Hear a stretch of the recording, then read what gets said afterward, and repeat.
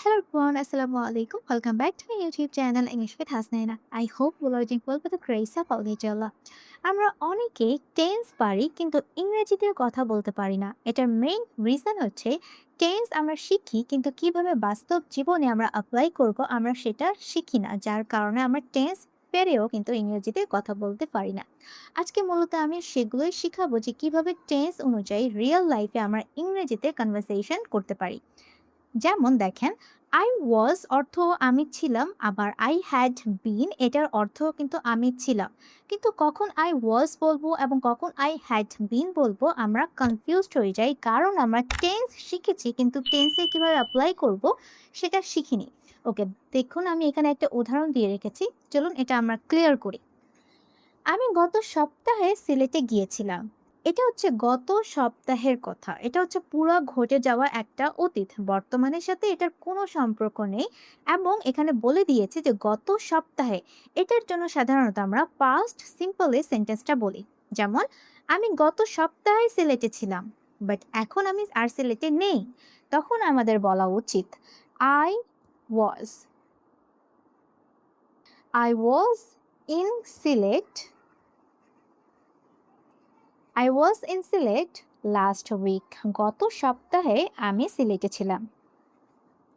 আমি ভুল করে উইক লিখে দিয়েছি। এখানে কি হবে? ডাবল ই, হ্যাঁ, উইক। আমি গত সপ্তাহে সিলেটে ছিলাম। তো এখানে দেখেন আমি গত সপ্তাহে সিলেটে গিয়েছিলাম। এখানে শুধুমাত্র একটা কাজের কথা বলা হচ্ছে। অতীতে একটা পুরে ঘটে যাওয়া কাজের কথা বলা হচ্ছে। তাই এখানে বলা উচিত I was in Sylhet last week। কিন্তু সেন্টেন্সটা যদি আমরা এরকম বলতে চাই, ঢাকায় আসার আগে আমি সিলেটে ছিলাম। তাহলে ঢাকায় আসার আগে আমি কোথায় ছিলাম?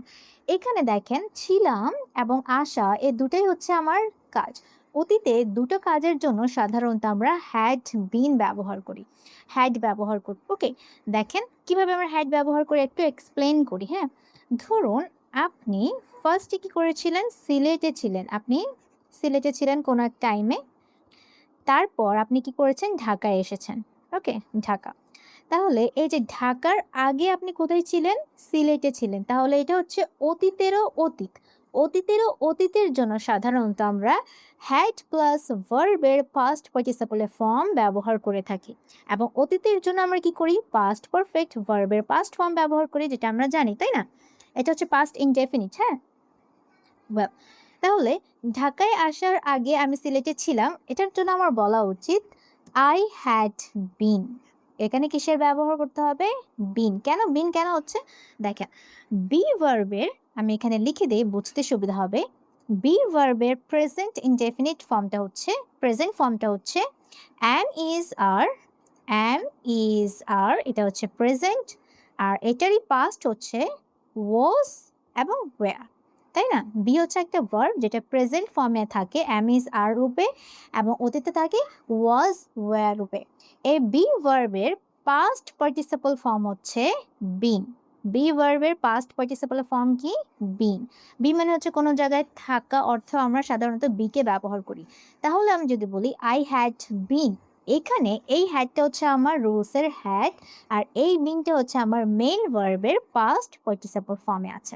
ওকে, ছিলাম তাহলে কি হবে? Been. I had been in Sylhet.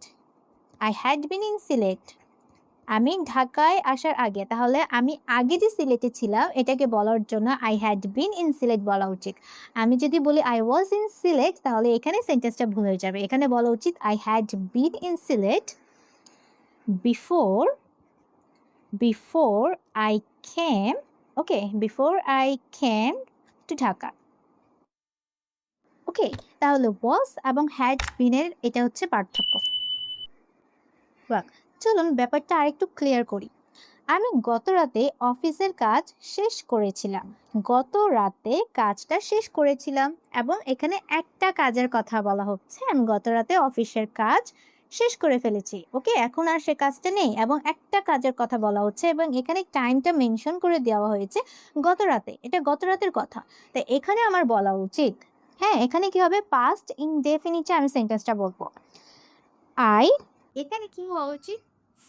সাবজেক্টের পর ভার্বের সেকেন্ড ফর্ম, তাই বলতে হবে আই ফিনিশড, শেষ করেছিলাম।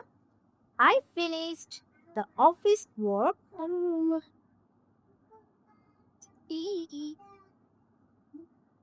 গত রাতে, তাহলে কি বলা উচিত? Last night.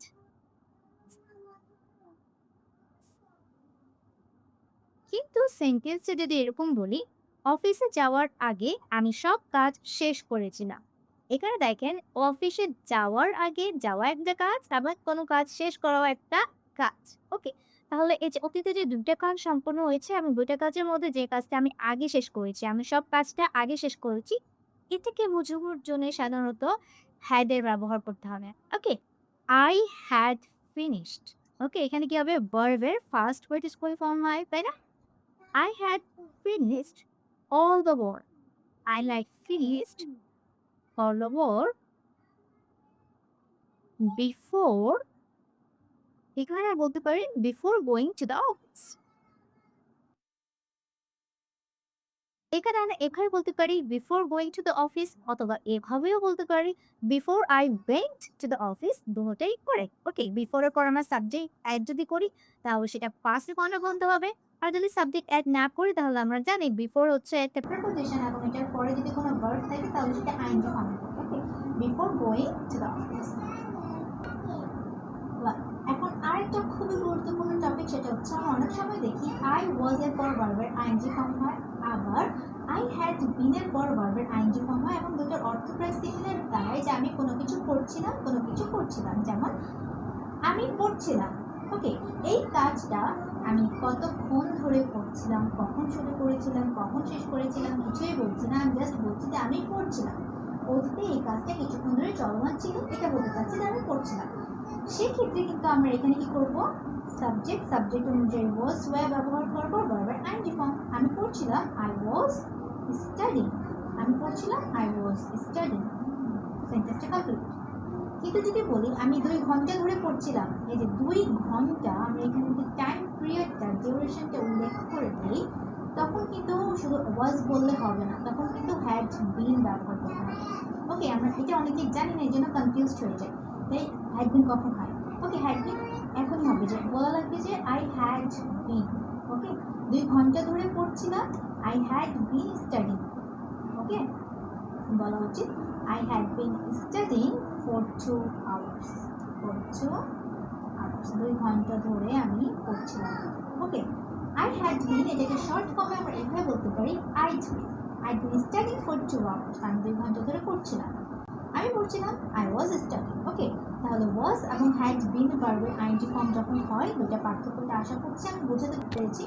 এভাবে যখন টেন্স শিখবেন, তখন কম্প্যারিজনের মাধ্যমে টেন্স শেখা ট্রাই করবেন, যে আমার রিয়েল লাইফে কোন সময় কোন টেন্স অনুযায়ী আমার সেন্টেন্সটা বলা উচিত। ওকে, তাহলে দেখবেন ইংরেজিতে অটোমেটিক্যালি বের হবে, আপনি বুঝতে পারবেন যে আপনি কোন কথা বলতে চাচ্ছেন, নিজের মনের ভাবটা ইজিলি অন্য মানুষকে ডেলিভার করতে পারবেন।